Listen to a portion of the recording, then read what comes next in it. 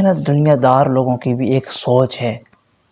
آج کل کیا عام سوچ ہے کہ جس کے پاس مال ہو، جس کے پاس مال و دولت ہو، جس کے پاس اچھی گاڑی ہو، اچھا گھر ہو، جس کے پاس جائیدادیں ہوں، پکی نوکری ہو، وہ بندہ بڑا کامیاب ہے دنیا کے اندر، اس کی زندگی بڑی سہولت سے اور بڑی آسانی سے گزرے گی، اس کی دنیا بن جائے گی۔ یہ باتیں ہمارے معاشرے کے اندر عام ہیں، اور آپ یقین کریں کہ 4 5 7 8 9 سال کا بچہ بھی آج کل جب بات کرتا ہے تو یہی بات کرتا ہے کہ آپ کی تنخواہ کتنی ہے، پیسہ آپ نے کتنا کمایا، آپ کے پاس کتنا پیسہ موجود ہے۔ تو دنیا داری ہر طرف پیسے کی باتیں لوگ کرتے ہیں کہ یہ جس کے پاس چیزیں ہیں وہ دنیا میں کامیاب ترین شخص ہے۔ یہ سوچ ہے ایک دنیا دار شخص کی، اور اکثر لوگوں کی آج کل معاشرے کے اندر یہی سوچ ہے۔ میرے نبی پاک سید عالم علیہ السلام ارشاد فرماتے ہیں کہ جس کو 4 چیزیں مل گئیں اس کو دنیا و آخرت کی ساری بلائیاں مل گئیں۔ یا رسول اللہ کون سی؟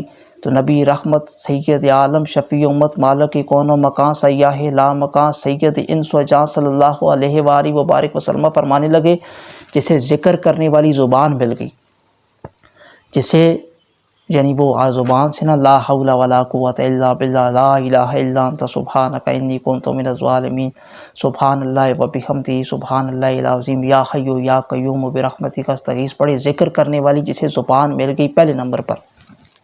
دوسری، نبی پاک فرماتے ہیں جس کو شکر گزار دل مل گیا، یعنی اللہ مال دے پھر بھی الحمدللہ، مال لے لے پھر بھی الحمدللہ، اولاد دے الحمدللہ، اولاد لے لے پھر بھی الحمدللہ، عزت دے الحمدللہ، کوئی ذلیل کر دے پھر بھی الحمدللہ، ہر حال میں الحمدللہ، علی کل حال دل شکر گزار ہو۔ حضرت علی المرتضیٰ فرماتے ہیں کہ جب میرا کوئی کام ہو جاتا ہے تو میں شکر کرتا ہوں، جب نہیں ہوتا تو اس سے زیادہ شکر کرتا ہوں کہ میرے مالک کی مرضی یہی تھی۔ تو شکر گزار دل، ایک ذکر کرنے والی زبان، دوسرا شکر گزار دل، اور تیسرا نبی پاک صلی اللہ علیہ وسلم نے ارشاد فرمایا کہ جسے صابر بدن مل گیا، جو دنیا کی تکالیف پر صابر رہا۔ اور نبی پاک سید عالم علیہ السلام ارشاد فرماتے ہیں کہ جو کچھ برتن کے اندر ہوتا ہے وہی باہر آتا ہے۔ آپ کے قلب میں اگر اندر صبر موجود ہے، شکر موجود ہے، تو پھر باہر بھی زبان سے صبر والی ہی بات نکلے گی، کوئی بے صبری والی بات نہیں نکلے گی۔ اور چوتھے نمبر پر نبی پاک جسے صابر بدن مل گیا، اور چوتھے نمبر پر نبی پاک سید عالم شفیع امت صلی اللہ علیہ وآلہ وبارک وسلم نے ارشاد فرمایا جسے نیک بیوی مل گئی۔ 4 چیزیں جسے مل گئیں، جو نیک بیوی، جو اس کے دین کے معاملات میں اس کے لیے آسانی کا باعث ہو، دین کے معاملات میں اس کی مددگار ہو، اس کی معاون ہو۔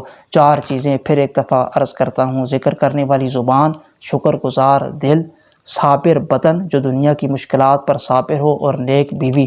نبی پاک فرماتے ہیں جسے یہ 4 نعمتیں مل گئیں اس کی دنیا بھی بن گئی، اس کی آخرت بھی بن گئی، اسے دنیا کی بھی ساری بلائیاں مل گئیں، اسے آخرت کی بھی بلائیاں مل گئیں۔ تو ہم مسلمان ہیں نا، تو مسلمان کسے کہتے ہیں؟ جو نبی پاک کا غلام ہو۔ تو غلامی سوچ میں بھی کرنی چاہیے۔ جو نبی پاک نے ہمیں ایک سوچ دی ہے نا، جو سوچ انوکھی وضع ہے، سارے زمانے سے نرالے ہیں، الہی عاشق کون سی بستی کے رہنے والے ہیں۔